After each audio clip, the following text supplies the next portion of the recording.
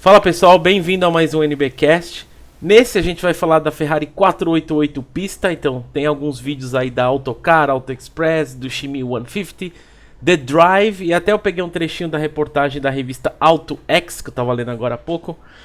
Meu nome é William e eu acho que a 488 pista é um carro que tende a ser ao longo do tempo a melhor semipista dos motores V8.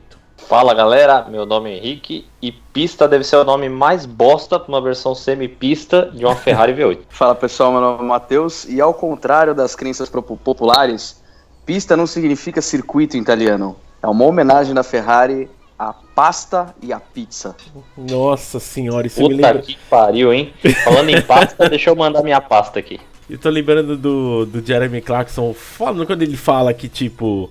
A Ferrari sempre, ele se dedica muito às versões semipistas assim, e eles pensam assim, vamos fazer tal coisa, na última hora os caras atravessam a rua e vão comer uma pizza, aí quando vem nem tem que lançar o carro, aí os caras tiram tudo do carro, não sobra nem carpete, sabe? Porque desde a Stradale os carpetes da semipista são opcionais, né, pra você ver o nível que é. Ar-condicionado, pra falar a verdade, eu não tenho certeza, talvez seja de série, porque na F50 e na F40... ar-condicionado é de série, até falam que... Inclusive os dois carros, a F40 e a F50, tem recall até de cabine, porque fala que é tão insuportável dentro, e você, num dia quente, você tem que andar com o ar-condicionado ligado, mesmo com... No caso da F50 sem a... Não é a versão conversível, viu, F50 Coupé, né? Quando você tira, você tem que ligar, porque diz que fica muito quente dentro do cockpit, né? Então isso daí faz algum tempo já que lançaram alguns vídeos aí, tem outras revistas também, mas ainda não consegui ler. Então a gente tá na versão semipista da 488. Ele é inspirada na 488 GTE e na 488 Challenge, que é lá da WEC, né, da World Endurance Championship. Você assiste, né, Matheus? Exatamente. Tá indo bem, não? Cara, eles ganharam no passado, né? Le Mans também, não foi? Le Mans, se eu não me engano, na GTE Pro foi a Ferrari. Inclusive o vídeo do Shimmy aí, eu não sei se qual que você tá citando aí na descrição. O que eu assisti dele é que ele andou pela primeira vez em Goodwood, com até um cara que corre pela Ferrari lá também. Exatamente. Que é uma versão Pilot Edition, né? Um negócio assim que tá disponível só pra quem corre no campeonato da Challenge ou que é piloto da Ferrari mesmo. Quem faz parte do programa XX, né? Então você pode ter desde a 599XX, FXXK, FXX. Se é um piloto Ferrari, você tem direito a, acho que eram 100 unidades, se eu não me engano, dessa... É umas besteirinhas de versão especial, né? Mas então a gente lembra a primeira Challenge Stradale, que é em cima da 360 da Modena. Aí depois teve a Scuderia em cima da 430. Aí teve a 458 Speciale. Oi? Speciale. Speciale, 458 Speciale. E por fim, a pista, né? Eu achei legal um comentário logo de início que o Matt Pure, ele fala que nomeei dois carros que nunca erram. Aí ele fala GT3 RS e uma versão semipista da Ferrari com motor central. Eu concordo nisso, apesar que assim, se você contar um motor central, ele não fala motor traseiro central. Eu ainda acho que de proporção a 599 GTO os caras erraram um pouco na mão, acho o carro muito grande, apesar que tem de perfil, ronco do carro é legal e tudo mais. Mas eu concordo com o que ele falou, acho que a gente tá chegando num nível, a gente já teve essa discussão em alguns NBcasts atrás, em que alguns... É difícil uma marca errar assim, grosseiramente, né? No modelo. A gente tá vivendo outras épocas, túnel de vento, tecnologia de carro, que pode acontecer muito recall que tem acontecido, que é lançamento atrás de lançamento. Não dá tempo nem dos caras testarem direito, né? Então essa versão semipista é 90 kg mais leve que a 488 GTB. E na revista Auto X eles falam que só o motor, os componentes do motor, que são 50% componentes novos, 18 kg mais leve. Então o motor da 488 pista é 18 kg mais leve que o motor da 488 GTB. Eu acho isso bastante, tá? E 50 HPs a mais. Então o motor é V8 3.9 biturbo, 720 cavalos. One of those cars they do not tend to get wrong. If somebody said name two cars that they just get right every time, Porsche 911 GT3 RS and the faster version of the mid-engined V8 Ferrari. Vamos lá, então, igual você já falou, 720 cavalos. Além de fato ela ser mais leve, ainda tem a questão de aerodinâmica. Então a aerodinâmica ela derivou tanto da 488 GT quanto dos carros de Fórmula 1 mesmo, né? E ela é 20% mais eficiente comparada à 488, que já tem um coeficiente aerodinâmico muito alto. Então hoje, além de, é claro, tentar reduzir peso, aumentar a resistência de chassi, tudo isso ainda tem a questão aerodinâmica que os caras têm que pensar e evoluir um negócio que já é muito evoluído. É complicado, né? São pequenos detalhes que fazem a diferença. Porque chega num momento também em que é bizarro você falar isso daí. Você tá pagando mais pra ter menos. O Jeremy falava isso daí. Então você tá pagando muito mais caro pra ter menos conforto, menos acabamento, Mais barulho. Mais barulho, todo aquele esquema, né? Indo no embalo do que vocês falaram, é exatamente isso aí que você falou do motor, dele ser 18 quilos mais leve, ele ter sido todo revisado, ele até tem umas tecnologias bem interessantes. O cara da Autocar, né, que é o robozão, o Matt Pryor, que você comentou, ele fala que inclusive é praticamente um motor derivado da 488 Challenge, né, do campeonato lá de Daytona Driver da Ferrari. E a questão que o Henrique falou da aerodinâmica, né, que de um tempo para cá, primeiro que eu sempre comentei isso quando a gente toca no assunto Ferrari V8, mas em questão da potência, falando das versões semipistas, lá na Stradale de 2004, cara, são 425 cavalos, depois pula para a escuderia, 510 cavalos, aí de 510 pula para 600 e quanto da Speciale? São 605 ou 620, um negócio assim, né? Cara, 710 cavalos a 8.000 RPM, além de ser um V8, ele gira bastante, né, sendo um biturbo.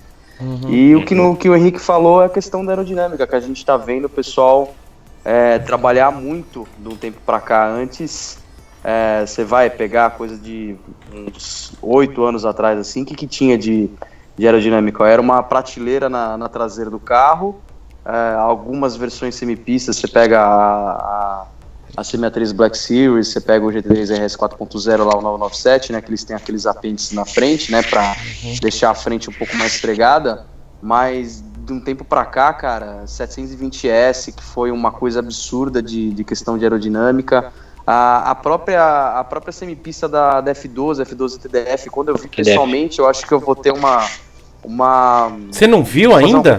Não, eu cheguei a ver pessoalmente com você, eu fiquei surpreso que ela tem aquele apêndice até na lateral do vidro, sabe? Assim, atrás do... Sim, aquilo lá é impressionante, né? Sim. Então você vai vendo, os caras vão fazendo uma coisinha aqui e ali que muda muito o carro.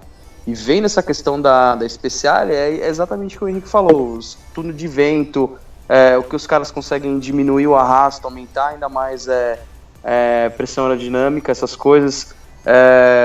Gripe mecânico também, que eu tomei um susto aqui, que agora não é mais Pirelli, né? Que era a maior associação que você podia fazer direta assim com Ferrari, alguma marca de pneu, era justamente a Pirelli, por ser italiana, agora é pneu Michelin nela, né? Uhum. Que é um composto diferente aí, interessante também.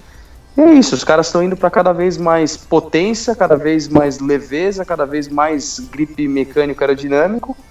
E é mais ou menos, acho que entra nessa definição aí que foi sua frase, né? Que você falou que provavelmente vai ser a semipista, a melhor semipista, né? Você falou. Uhum, então, assim, só corrigindo, a Speciale é 605. Por que eu falei 670? Eu tô confundindo em algum carro. 670 Quem que é 670? Performante. É a 599 GTO, não é? Ah, não, é verdade. Também, verdade, é isso mesmo.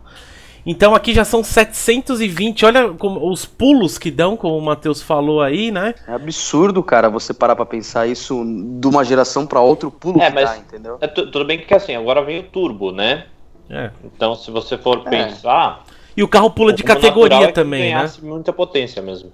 E o carro ele pulou uma categoria, né? Então que antes se pegava GT3 RS, agora sim... Digamos, por ser um motor turbo, ele vai numa pegada mais estilo GT2 RS, né? Como a questão agora do turbo muda totalmente a categoria, né? Bom, câmbio de dupla embreagem de 7 marchas. Na revista Auto X, que eu tava falando, um cara que chama Drew Bell, que é o cara que escreve lá. Ele faz algumas reportagens para essa revista aí. Ele comenta, bom, isso é na opinião dele, né? Ele fala que é o melhor câmbio que ele dirigiu até hoje. É por isso assim, não que isso seja um fato, né? Ele até cita alguma experiência em outros carros, mas é importante porque eu já tinha dito isso no Amigos por Carros, às vezes o Corno e o Cadu comentam muito que o PDK é o melhor câmbio. Eu falei, calma, a gente não sabe como é que é a pista, a gente não sabe como é que é a performante, a gente não sabe como é que é o R8 lá, o Plus, mas com aquele kit lá, esqueci o nome lá. Performance Parts. É, o Performance Parts, que ele também mexe no calibre do câmbio. Então, assim, é muito difícil você falar. O melhor, eu posso dizer que, assim, eu acho que esses três, o PDK, o F1 e o Doppia Frisione, junto com o S-Tronic, vai, acho que hoje eles são os melhores, assim, de dupla embreagem, vai. É difícil, talvez, a gente pegando, assim, acho que vai chegar um momento que só piloto vai sentir isso daí, né, a diferença, mas estão num nível que você... Aliás, o próprio automático mesmo, não sei se vocês viram aí o vídeo que a gente gravou da M5, eu não gravei, eu só andei no carro na M5 nova. O que um câmbio automático evoluía perto do que, desculpa o termo, da porcaria que era o DB9, assim, e o que é a M5 nova, a F90, com o ZF de 8, como evolui, sabe? Porcaria, eu quero dizer assim, no sentido... Como os câmbios evoluem. Até mesmo, semana passada eu tava andando com o A6 do Cadu lá, né? Aquele geração C5. Ali eu não vou nem falar que o câmbio é ruim, a gente tem que pensar muito na época, né? O que tinha na época. E aquele carro eu acho aceitável. É engraçado que o A6 do Cadu, ele tem um problema diferente. Não é... Esquece velocidade, que é outros tempos. Mas é o escalonamento de marcha. Aquele carro, na minha opinião, a primeira e a segunda e a terceira são mal distribuídas. É câmbio de... Deve ser ZF também, só que é de 5 marchas lá. A primeira é muito longa, a segunda é muito longa e não condiz com a terceira, que parece um pouco mais curta.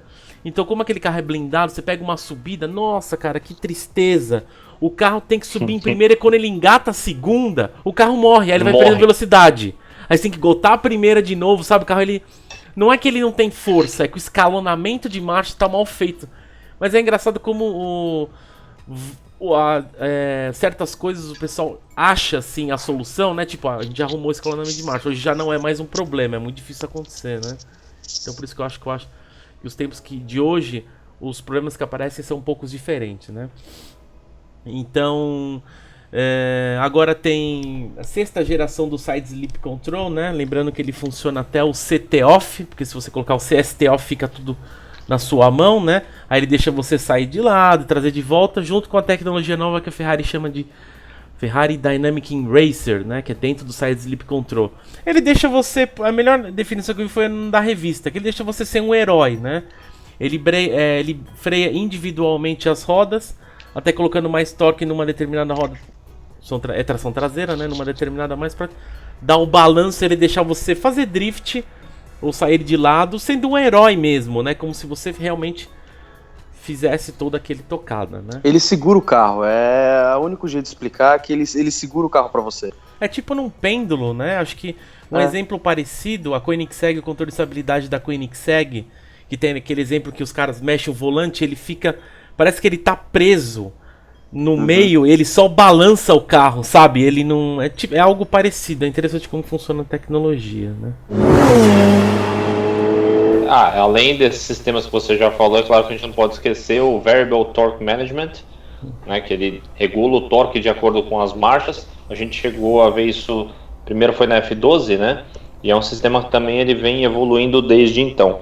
Então, o que ele faz? Ele equaliza o torque de acordo com a marcha que você tá. Marchas mais baixas, um torque menor para o carro ter grip, marchas mais altas ele vai liberando um torque maior conforme você vai passando. Então, teoricamente, você só chega no torque máximo mesmo lá para 5ª, 6ª marcha, ou até a 7ª mesmo nesse carro.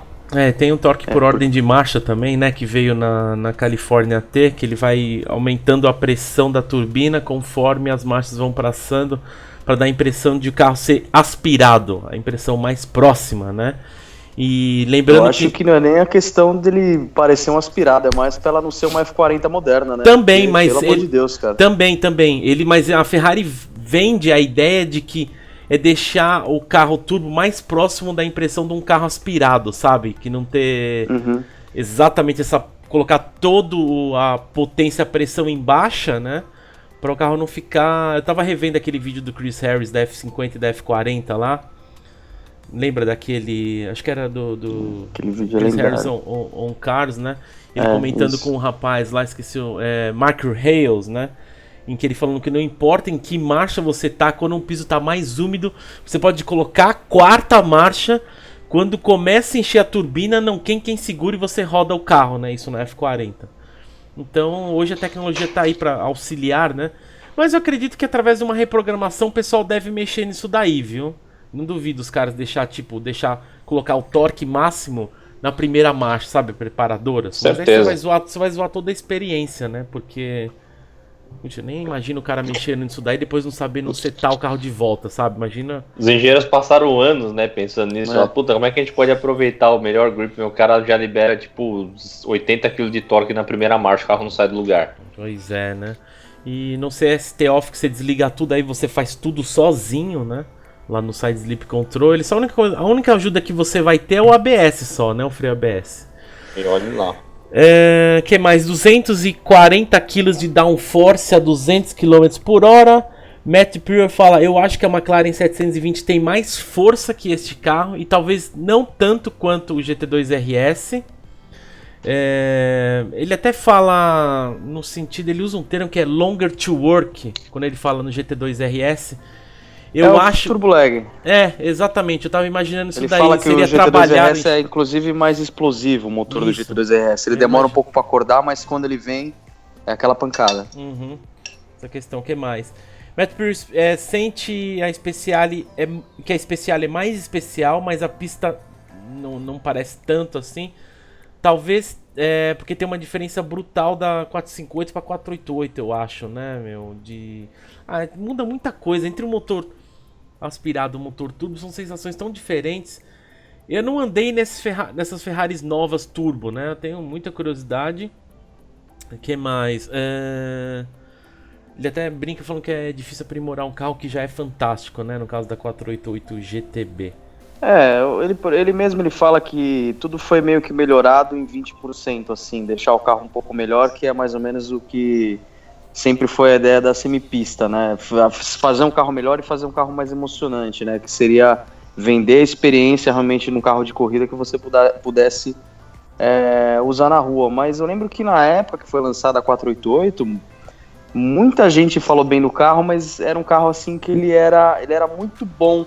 Ele tinha, até acho que o Paulo comentava um pouco disso, dele ter virado um pouco um Porsche, assim. Ele ficou um carro muito bom e perdeu um pouco da emoção por ter virado turbo, eles terem melhorado umas coisas a mais.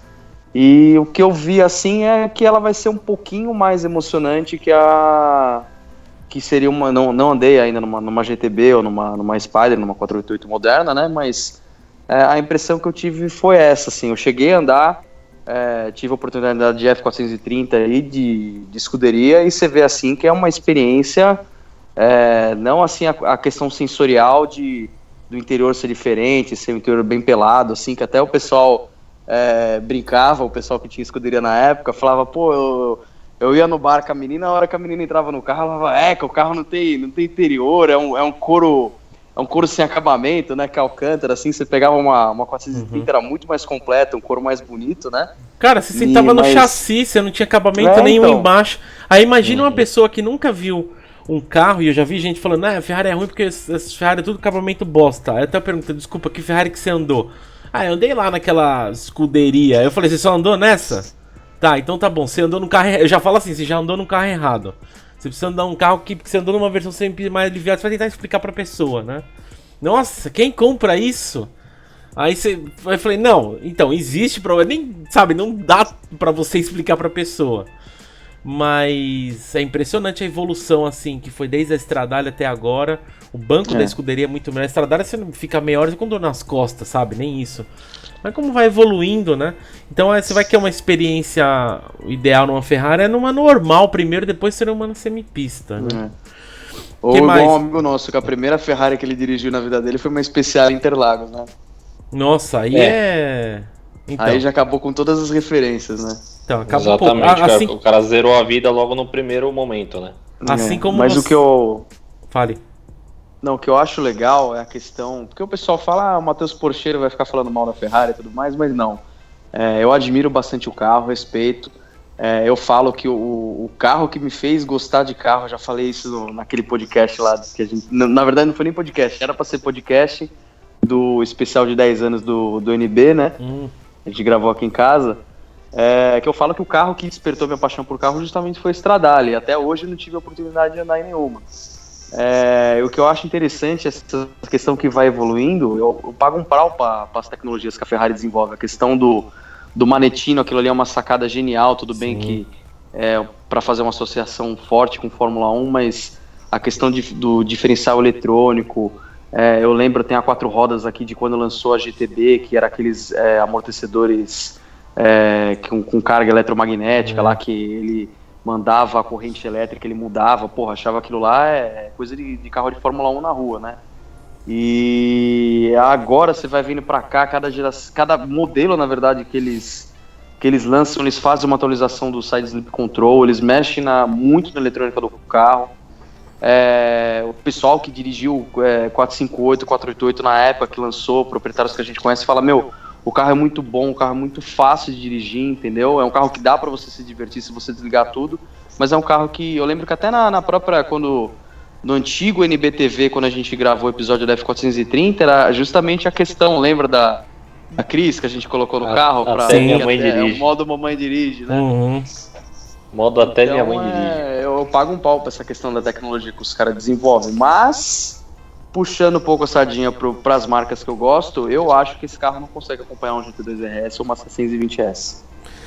Tem algumas coisas, eu vi o pessoal falando da 720, a 720, mas eu acho que ela tá, assim, de performance em linha reta, Matheus, nenhum carro tá acompanhando a 720. A questão é no circuito, tá? A 720 é embaçado mesmo. Teve um recente vídeo da Carwall, que até o Shimio participou de 2 vídeos. Um que ele até leva a 675 LT Spider dele pra comparar com uma 720 no Drag Race. No Drag Race um espanco absurdo. No Rolling Start até vai porque é um carro mais leve, mas depois a 720 passa de uma maneira, sabe? Que é de deixar triste quem tem uma 675, né? Mas sabe qual que eu acho que é a questão?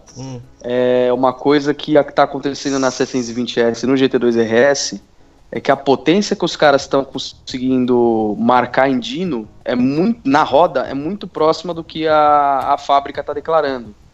Então, por exemplo, teve um caso aí que a gente comentou, que o cara passou um GT2 RS no rolo lá fora, declarados são 700 cavalos, no dinamômetro ele conseguiu 688, entendeu? De roda. Então, eu não sei se esse 710 que a Ferrari tá falando aí é uma coisa que, tipo, de ficha técnica ou mesmo como é que vai ser. Que a gente vai ter que esperar ter alguma publicação, provavelmente o Top Gear pega. Eu vi que o Chris Harris tinha pego, ele até postou uma coisa no Twitter lá falando que ele não esperava que dava para melhorar tanta coisa numa GTB, né? Mas vai ter que esperar. Mas o carro deve ser brilhante, a questão da aerodinâmica aí, né? Até agora ninguém comentou eu acho que você vai comentar da questão na frente, no capô, que ela tem o corte, que o ar vai passar por cima, depois patenteado. Atrás. Fórmula 1, um S-Duct, né? Que a gente era o próximo item, um S-Duct, que inclusive é uma coisa patenteada. Eles falam que é o primeiro carro de rua a ter isso. Eu achei interessante, porque assim, tipo, uma tecnologia que eles aplicaram na Fórmula 1 e eles patentiam. Como assim, cara? Todos os carros de Fórmula 1 usam isso. Como é que você patenteia isso Eles patentiam para uso pra rua só, né? Porque esse negócio não é só a Ferrari que usa, né? Inclusive até falam que é um estilo muito parecido que a Ford usa no Ford GT. Ele percorre aquele caminho para dar mais... o ar percorre pelo carro, né? Digamos assim. Pelo comportamento do vento, né? Dos gases ali junto. E dá um force. É uma coisa patenteada. Eu achei interessante porque assim... Até nessa revista tava falando na AutoX, eles falam que é uma tecnologia patenteada pra rua. Então eu fiquei curioso, talvez tenha mais alguma coisa que eles não estejam falando, né? Uma coisa que ninguém falou, todos esses vídeos que eu falei, e nem na revista, só vi no press release, é o tal do Brake Pressure, que é o seguinte, é uma tecnologia nova que eles mexem... Eu ia falar isso. Como é que posso falar? A pinça, é a pressão da pinça no disco. O carro, quando percebe que você Dá pra você ajustar isso no computador de bordo, pelo que eu vi. Eu dei uma procurada pela internet pra ver o que falam mais, né? Você consegue mexer na pressão da pinça sobre o disco pra frear mais. Mas pode chegar de uma maneira que pode, entre aspas, atrapalhar o ABS. Porque ele vai usar tanta força putz, pregar mesmo a pinça no disco. Que o ABS né? não vai dar conta. Exatamente, aí vai chegar um momento que você vai ter que optar. Eu acho que ele na revista fala um pouco de sensibilidade no freio. Que diz que assim, o curso do freio de você apertar e afundar não é tão longo, é curto, mas é suficiente. Mas na revista não diz isso, né? Já colocando em paralelo agora. O brake pressure, que eu acredito que você vai ter que aprender a trabalhar isso. Eu não sei como é que deve ter alguma opção no computador de bordo que você pode mexer no brake pressure. Então o que eu achei aqui diz que é o seguinte: o freio, ele é um sistema complexo, né? Então, não querendo entrar muito na baboseira técnica aqui, mas existe o servo-freio, que basicamente é um pistão que injeta um óleo que ativa as pinças para poderem pressionar o disco. Esse servo-freio foi modificado na 488 pista. Então ele interfere completamente nesse feedback que o pedal tem. Né? Então pensa assim, que é um carro... quem tem Kia Picanto vai saber. O Kia Picanto, você encosta o pé na porra do pedal, o carro dá uma freada muito forte. Então eu imagino que deva ser alguma coisa do gênero nesse carro. Né? E além disso, outra coisa que o brake pressure faz, ele faz com que o freio seja aquecido mais rápido, caso você vá entrar num circuito, né, para fazer tempo, e também diminui o tempo de esfriamento. Então até nisso os caras estão pensando, como que eu faço para o meu freio ficar eficiente mais cedo, como eu faço para ele não fadigar, né, como eu faço para ele durar mais sem fadigar. Tudo isso ligado nesse sistema. Ferrari 488 Pista reaches redline, keeps the fuel going, and just surge. You can feel it at the top of a red line, just surging into the next gear, with the car continuing to accelerate instead of just losing all your momentum, going bap bap bap bap bap against the limiter.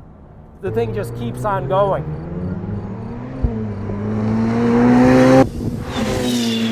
Lembrando que freio de carbono e cerâmica é de série desde o último ano da 430, já falei várias vezes, mas só para lembrar aí, então você não tem a opção de aço. E o freio de cerâmica ele tem mais eficiência, quanto mais quente, mais eficiente ele é, né? Inclusive dentro da roda, no vídeo do Shimi, quando ele dá essa volta em Goodwood, que até o Matheus falou, esse vídeo vai estar na descrição aí, da versão pista pilote. Ó, é o seguinte, eu dei uma pesquisada, eu não sei, ele não ficou muito claro, mas eu não sei se é por conta do tipo da roda, ou se é... Porque assim, tem mais de uma opção de roda, né? Numa delas dá pra você ver que tem uma superfície dentro da... Na roda de carbono. Isso, acho que é na roda de carbono. Certeza que é na roda de carbono. Você dá uma olhada, se tem uma superfície que é um material que ele ajuda a dissipar o calor. Até nessa revista, na AutoX, ele fala que é um material usado na indústria aeroespacial. É um material novo, eles não dizem o que é, mas que exatamente, se tá freando muito... Eu não sei, cara, sinceramente eu não sei se o freio de cerâmica chega um momento que, como eu falei, quanto mais você freia, mais eficiência ele tem, porque ele tá mais quente. Agora, não sei se tem fadiga no freio de cerâmica em alta temperatura. Vocês sabem informar, não? Sim. Mas será que chega ao momento em que tá tão muito mais quente que ele tá perdendo a eficiência no freio de cerâmica?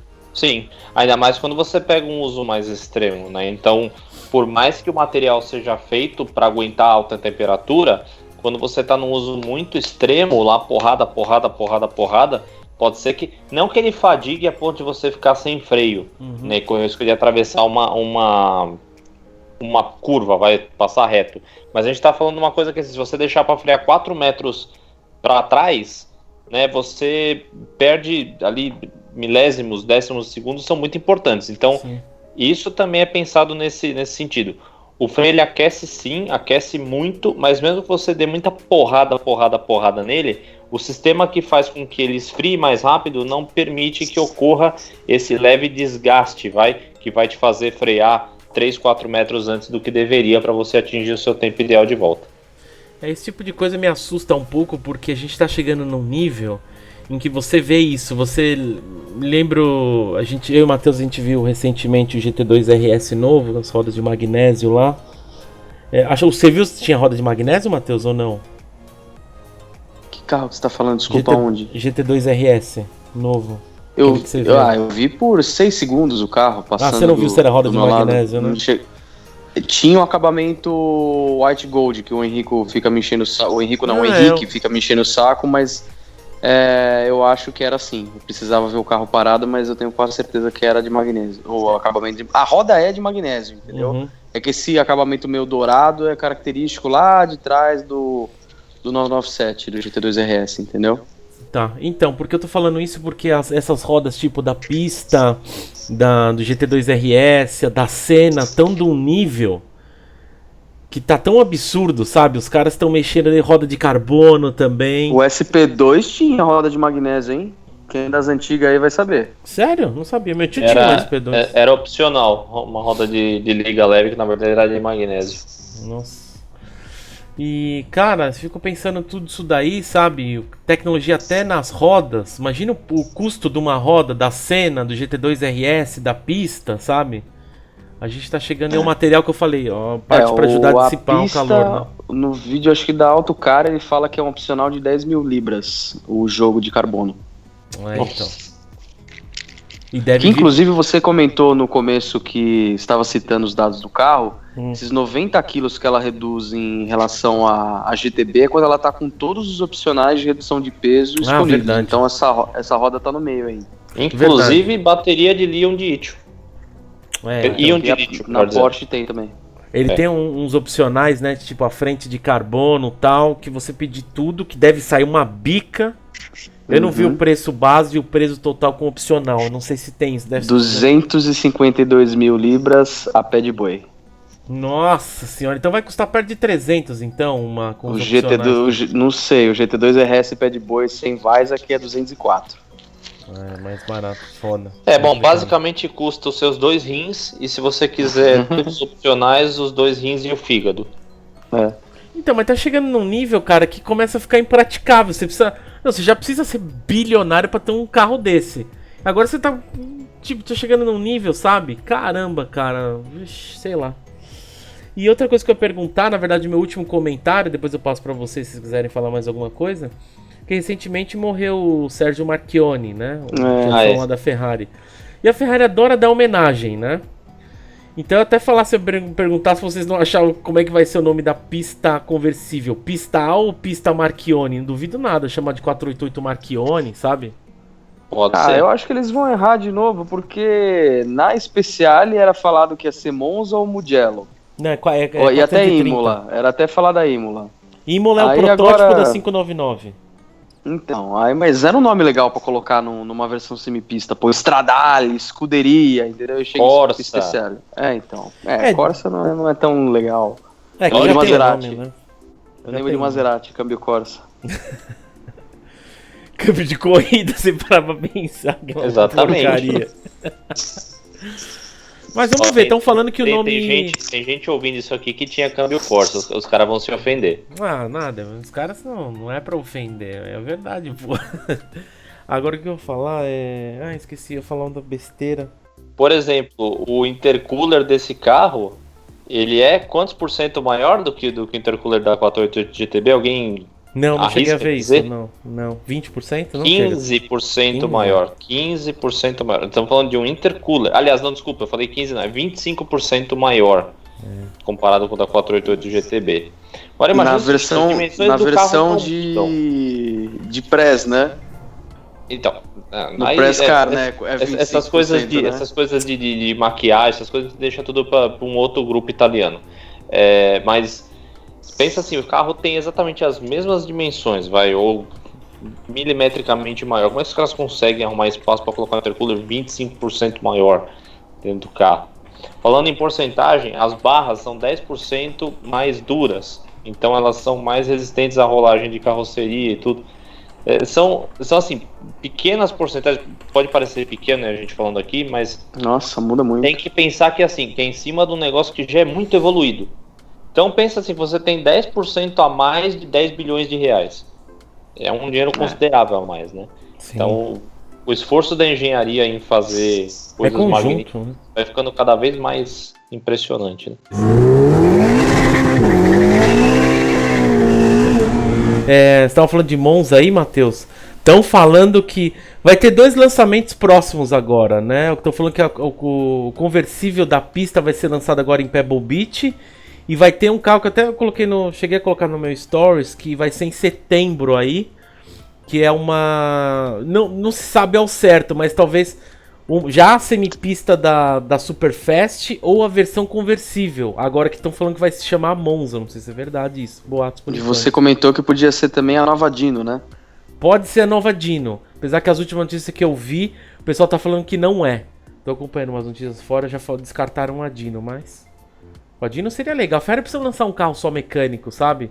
Tá todo mundo nessa onda, eu acho que... lançasse uma abaixo da Portofino. Pega o motor da coisa logo, caramba, como é que chama? Da Giulia Quadrifoglio, manda um carrinho pequenininho com esse motor V6 aí, já era, 6 cilindros já era, turbo. Já pensou que animal seria? Seria Eles legal. podiam lançar a Ferrari Stratos, né? Teve aquele Mas revival lembra do protótipo? Stratos, Tinha. então. Eles Podia iam pra lançar frente, né? Não sei se foi, Ferrari não foi pra Stratos frente. com motor V6 do Giulia, câmbio Então, mecânico. então, seria animal se lançasse esse carro. Fica a dica, Ferrari, vocês podem fazer isso daí. Fica legal. Ao invés de ficar removendo porta-luva de carro, que a pista não tem porta-luva, vocês podiam Mas lançar. a Speciale O não cara tem, não vai Rick. conseguir mexer no porta-luvas, ele vai estar com um cinto de 4 pontas. Mas o passageiro conseguiria. Pensa assim, onde tua esposa vai guardar a maquiagem? Mas Ela a não vai querer entrar Speciale no não carro, tem. ela vai falar, eu não vou entrar nesse carro, você quer me levar pra jantar nesse carro com interior de ônibus, piso de ônibus? É tipo isso mesmo. O pior é que na Speciale não tem, Rick, é uma redinha na frente. Nem isso, se tem opcional isso aí ainda, é absurdo, chega desse nível, né? Lembra de um cara que tinha escuderia, que o carpete ele tinha colocado papelão no carro dele? Vocês lembram disso? Ele ia lavar o carro no posto, ele tirava um papelão do eu carro, vi depois isso aí, colocava eu de lembro. volta. Cara, vocês falaram do Ford GT, eu não acabei não interrompendo na hora, mas eu mandei uma foto. Não é pra falar mal, não é pra falar mal. Eu tinha mandado pro Gustavo na época, que o Gustavo ele é tarado no Ford GT novo. E eu acho que vai demorar mais uns 5 anos pra ele ver um na rua, né? Mas eu mandei pra ele uma foto de cima da pista. O cara tirou a foto em preto e branco e ela devia ser vermelha, né? E sem as faixas. Aí olhando de cima assim, ela aparece. O cara até fez uma montagem assim nos comentários lá de onde eu vi, com o Ford GT visto de cima assim. Procura aí, coloca na internet aí, se você conseguir, tiver acesso, você vê assim que os carros são meio parecidos de cima. O desenho do aerofólio assim traseiro, da asa traseira da pista lembra um pouquinho do formato que fica do Ford GT visto de cima. Muita gente me criticou na época do R8 novo, né, do atual, que eu tinha curtido o carro, que eu já achava, eu sempre elogiei muito o visual do R8, que é um carro que é mais ou menos que nem o 911, é um design que só ele tem, né, e não tem muito como se copiar, porque o carro realmente vai ficar parecido com o R8, e quando ele mudou para esse atual, que ele ficou meio quadrado, eu achei animal, porque você pega a versão de corrida do R8, o LMS, a traseira dela é toda vazada e ele é bem quadrado, assim, né? Que ele tem os painéis mais largos justamente para acomodar as rodas maiores. A pista, vendo a dianteira dela, você falou que ela é muito derivada da Challenge e da GTE, eu vejo muito desse visual da GTE, esse difusor que além de ela ter esse recorte aí, que eu esqueci o nome que você falou que é patenteado, Esse duct. isso, além de ela ter esse duto aí, o jeito que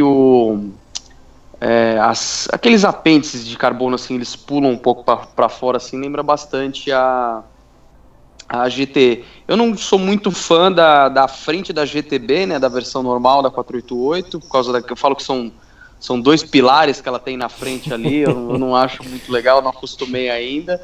É um carro bonito assim, mas cara, eu não sei, vocês queriam justamente gravar em 1 hora porque tentar gravar a segunda pauta de hoje, né? Por causa do Henrique tá aí, mas eu acho engraçado, a gente pegou pra falar do GT3 RS, a gente falou tanta coisa, e tipo, é o GT3 RS aí, lança a versão semipista de um V8 da Ferrari, a gente não tem muita coisa pra falar. Você que é o ferrarista, tipo, eu não tô sentindo muita animação assim também. Não, é porque não tem muito o que falar, assim. O que tá acontecendo por enquanto são vídeos, mas são vídeos ainda não muito extensos. Não tem muita coisa, não tem, por exemplo, o próximo episódio que a gente vai falar do DBS Superleggera, a minha lista de coisas pra falar é 2 ou 3 vezes mais que eu tenho aqui, entendeu? Porque tem muito mais detalhes, aqui é muito cedo, tem muita coisa que a gente não sabe, por exemplo, do Brake Pressure. Eu quero alguém falando isso daí, quero alguém que fala mais do negócio da roda, entendeu? Então, eu não comentei quando vocês estavam falando, mas foi a primeira vez, como justamente vocês comentaram que não apareceu nada nos vídeos que a gente citou, eu também não fui atrás do press release do carro, vocês descrevendo, que nem vocês descreveram para as pessoas que estão escutando a gente agora, e por se tratar de um carro semipista, a primeira coisa que eu pensei na minha cabeça é justamente isso. O que o Henrique falou, da questão de você conseguir meio que administrar melhor o calor que vai estar sendo gerado em cima do disco por causa da pressão da pinça, é justamente você numa situação de track day. Você fazer a sua volta de aquecimento, que você vai dar uma 2 voltinhas para esquentar os pneus, depois voltar para os boxes, dar uma ajustada em pressão de pneu e voltar para virar tempo. E depois da sua sessão de voltas rápidas, você tipo mexer no ajuste do freio para em qualquer toque que você tiver, você não castigar tanto um freio que tipo já tá vindo sendo usado sovieticamente já tem um tempinho, entendeu? E eu não sei se no press release tem alguma coisa que isso seria interessante, isso seria uma sacada legal para Ferrari, porque a Porsche, até onde eu sei, nos carros de rua ela não oferece isso. Mas com essa questão, não sei se você consegue mexer no balanço do equilíbrio entre os freios traseiros e dianteiro, para você conseguir compensar alguma coisa, assim, pro seu estilo de pilotagem. Então, é difícil. Então, como eu falei, não tem como saber porque não tem muita coisa. Eu sei que tem aquele opcional acho que todo mundo tem isso daí, né? Os opcional das câmeras que tem dentro do carro, pra track day mesmo, né? Telemetria, né? Então, assim, provavelmente através da telemetria, se você consegue ver uma análise sobre o carro que está acontecendo. Tem muita coisa específica aqui, não. O pessoal os porcheiros aqui, proprietários de Porsche aqui no Brasil, tava conversando com o Corne isso daí outro dia.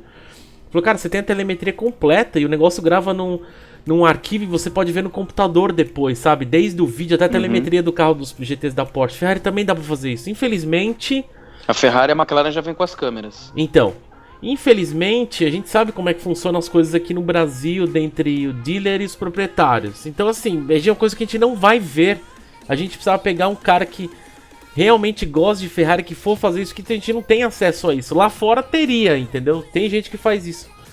Então, assim, eu procuro às vezes no YouTube ver que tem alguma coisa que os caras falam. É muito difícil, é muito escassa a informação, sabe? Então, vamos ver. Na McLaren eu tô curioso pra ver o da Senna, por exemplo, né? Ver o que vão fazer, o que dá pra melhorar, mostra os gráficos, mostra tudo. Eu queria muito ver isso, né? Mas é isso. Mas ainda comentando dos freios, dessa questão de você conseguir diminuir a pressão do pedal em cima da pinça, que o Henrique explicou, às vezes a gente conversa com o pessoal que anda em track day, a galera que pula de um pneu de rua para um troféu R, ou mesmo a gente já vê às vezes a galera andando de slick, em track day, e se tem um proprietário me escutando, eu sei que no Porsche Club não pode usar o slick, então no track day da Octane, ou mesmo da Driver, que você consegue andar de slick, a gente conversa com o pessoal, o cara fala, às vezes com o troféu R não chega a entrar nem o ABS, comparado com o pneu, se eu estivesse usando um pneu de rua, entendeu? Isso é interessante. Então às vezes você tira um pouco da pressão da pinça, para você, por exemplo, no fim de uma reta de Interlagos, você poder dar totalmente o pedal como você está acostumado, só que não vai ter tanta aquela pressão, porque o pneu mais borrachudo, o slick ou um troféu R, ele vai conseguir não travar, ele vai conseguir segurar o carro melhor, entendeu?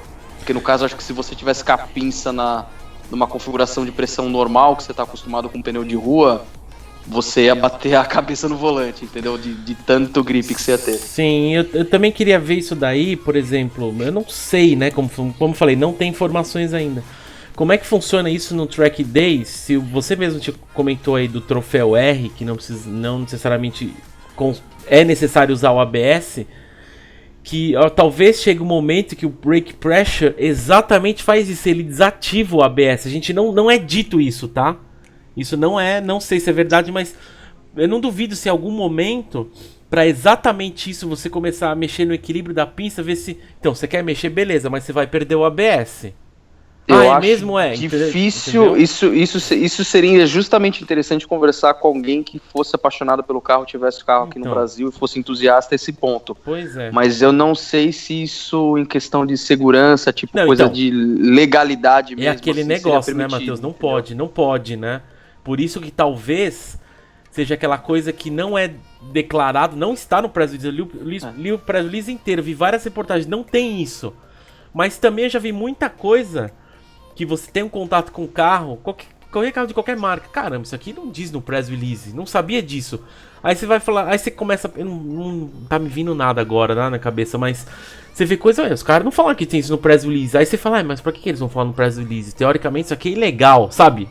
Alguma coisinha assim. De certa forma, não sei se vocês concordam comigo, mas você andando na rua com o cinto de 4 pontas, é necessário um airbag? Tudo bem que toda ajuda a mais é ótima em questão de segurança, mas é você vai ficar parado? Concordo. Agora eu lembrei, por exemplo, dei um exemplo lá, que eu tava falando agora, lembrei, o exemplo da Mercedes lá. Tem aquela combinação de botões que você usa no painel e vira a chave lá, que ele desativa tudo, até o ABS, lembra? Na Mercedes? Não, isso eu não sabia. Tá, vamos dar pegando. Sabe a C63? Normal. Tem uma Ixi, combinação, perigosa, hein? tem uma combinação de botões que você vira a chave, mexe no ar-condicionado, aperta os botões no volante. Nossa, X bolinha quadrada? Tipo uns negócios assim, exatamente. Que ele desativa todo o controle, inclusive o ABS do carro. Mas isso é um modo dinamômetro que eles falam. Isso não está no press release, e nem pode, porque ele desativa até o ABS.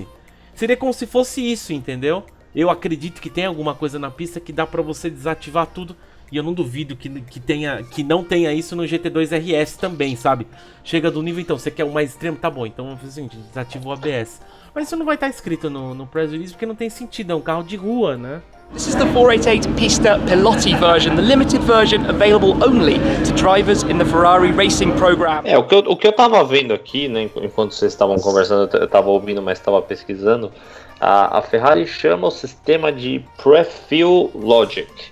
Então pode ser que esse sistema já existia, por exemplo, na 458 Itália, mas pode ser que aqui seja evolução, sei lá, 2, 3, 4, não sei. Tá? Mas o que significa isso? É um sistema que é aplicado no servo-freio, né, igual eu tinha falado. E o que ele faz? Conforme você está com o pé embaixo, né, com o acelerador bem baixo, né, metendo o pé no acelerador, ele aumenta a distância entre a pinça e o disco. Quando você tira o pé do acelerador, ele diminui instantaneamente essa distância entre a pinça e o disco. Então você não tem que acionar tanto o freio para, de fato, começar a frear. Então eu imagino que se é um sistema eletrônico, ele obviamente está ligado na eletrônica do carro. E nossa, ele é ter tipo um dupla embreagem de freio. Dá para entender o que eu tô falando? Sim. Ele já deixa a freada pronta. Exatamente. O que aplicar, né? Eu acredito, sim. Então ele calibra essa distância entre a pinça e o disco baseado na posição do acelerador. É bizarro. Caralho. E pelo que eu vi, dá pra mexer nisso. Então... sei lá, cara. Infinitas possibilidades. Tem que... De novo, é tipo de coisa que você tem que conviver com o carro, né? Tem que ser no track. Puta, adoraria ter... Não tá morando aqui, ter um carro desse lá fora e tá em track day com a galera de outras marcas mesmo, sabe? Para discutir o que eu falei tecnologia. no podcast da Cena, cara. O meu sonho, na minha realidade paralela, é ter um semipista na Europa e você ficar conhecendo o circuito. Só que legal. E você conhecer... Por isso que eu gosto dos semipistas, cara. É a tecnologia mais legal que tem pra colocar no carro, tá nos semipistas. E seria legal num track day que tem múltiplas marcas que você consegue explorar de maneiras diferentes, sabe? Você vê coisas diferentes, seria muito legal, tipo, vários tipos de carro, sabe? Que tem de tecnologia. Bizarro. Pois é. E eu tava vendo aqui que na 488 Pista, ele fala assim, né? Sistema de freios ABS e EBD, ligados não só nesse Pre-Fuel Logic, como também no eDiff. Então são dois sistemas. Mas aí vai entrar o Ferrari Dynamic Racer. Porque também. O eDiff ele tá colocando junto, que ele sai de lado e ele controla tudo. Então tá tudo interligado, é um sistema só, né? Side Slip Control, tudo junto, né? Então provavelmente deve ser a segunda ou terceira geração desse Pre-Fuel Logic. Depois eu vou dar mais uma pesquisada para ver do que se trata, mas basicamente é isso. Ele calcula a distância entre a pinça e o disco baseado na posição do acelerador. Bizarro. Foda, hein? Muitos anos de tecnologia, o pessoal Fórmula 1, esses o WEC aí também, né? Então, cara, imagina eu sei que muitos desses carros são qualquer semipista, né? Muito desenvolvido com os pilotos vão, né? Então, cara, deve ser muito legal trabalhar com essa galera. Nossa, os caras devem ter de ideia, sabe? Putz, tem que existir uma maneira que a gente perde muito tempo acionando o freio, sabe? Não, então a gente consegue fazer um negócio pra prever isso. Como assim prever? Mas é o que o Henrique tava falando. Às vezes, tipo, o pouquinho menos que você precisou pisar no freio pro freio já ser acionado, cara, isso aí reflete em tempo de volta.